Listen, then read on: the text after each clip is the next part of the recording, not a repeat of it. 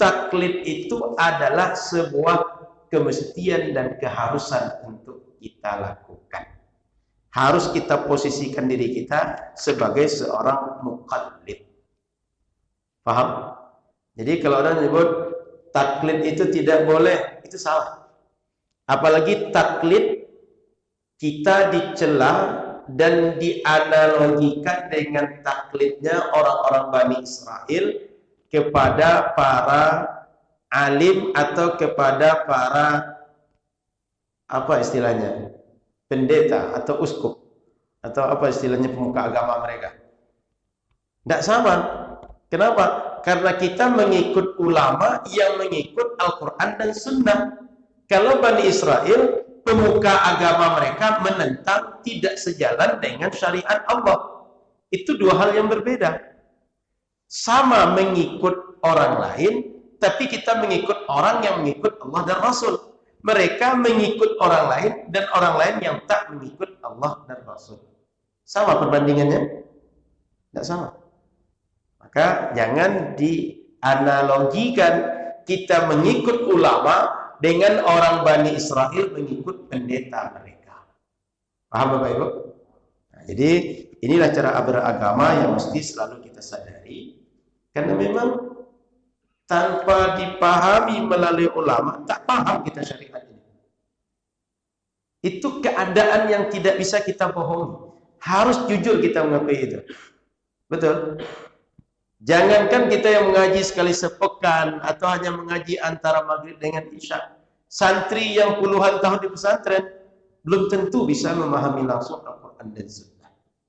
Termasuk yang belajar langsung di Al-Azhar, di Zaituna, atau berbagai kampus-kampus yang sudah lama dan terkenal dengan ulamanya, dengan banyak mahasiswa, dengan kitab-kitab klasiknya.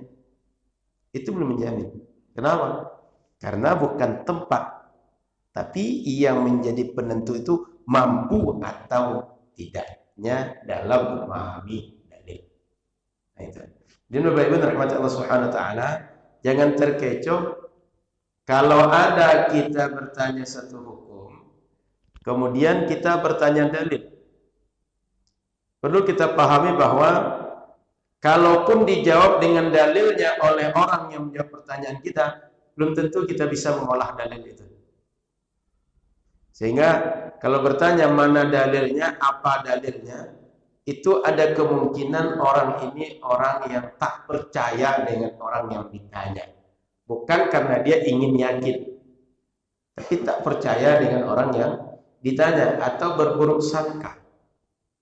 Karena kalau dikasih dalil pun, kalaulah dia tahu dalil, bisa mengelola dalil, dia sebenarnya nggak perlu bertanya.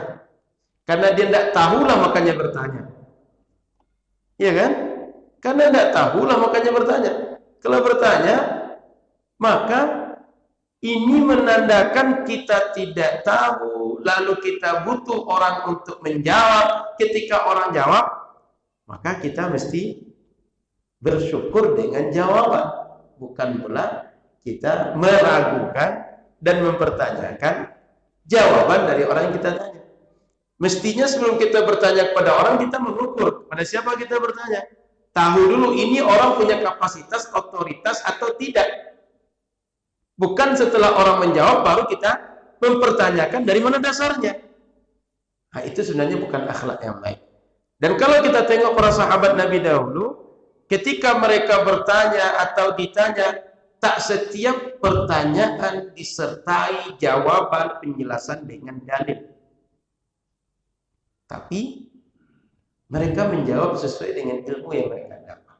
Maka Bapak Ibu rahmati Allah Subhanahu wa taala, kalau ada para ulama atau para ustaz, para kiai, para syekh menjelaskan hari ini tentang suatu masalah, tentang jawaban suatu masalah yang kita tanya, kemungkinannya adalah dia meriwayatkan jawaban yang kita tanya dari guru-guru mereka yang berasal dari pemahaman Al-Quran dan Sunnah oleh para mujtahid yang mereka ikuti. Paham? Jadi meriwayatkan sifatnya. Karena memang bukan mereka orang yang mengkaji langsung. Tapi karena belajar, menerima ilmu dari guru, guru menjelaskan, waktu itu pernah ditanya, atau ketika dibahas masalah yang kita tanyakan sejalan, atau kaedahnya sama, dia hakikatnya sedang meriwayatkan ilmu dari orang yang punya kapasitas. Paham? Maka Bapak Ibu rahmati Allah Subhanahu wa taala, sejak dahulu para ulama itu atau para masyarakat dahulu kalau bertanya lalu dijawab, mereka tak bertanya apa dalilnya, mana dalilnya. Kenapa? Dikasih pun dalil tidak manfaat untuk kita. Kenapa? Karena tak ada ilmunya. Paham Bapak Ibu? Jadi pertanyaan mana dalilnya, apa dalilnya, itu pertanyaan orang yang menunjukkan keras hati, tak beradab dan tak berilmu. Dan itu bukan perbuatan sesuai dengan sunnah.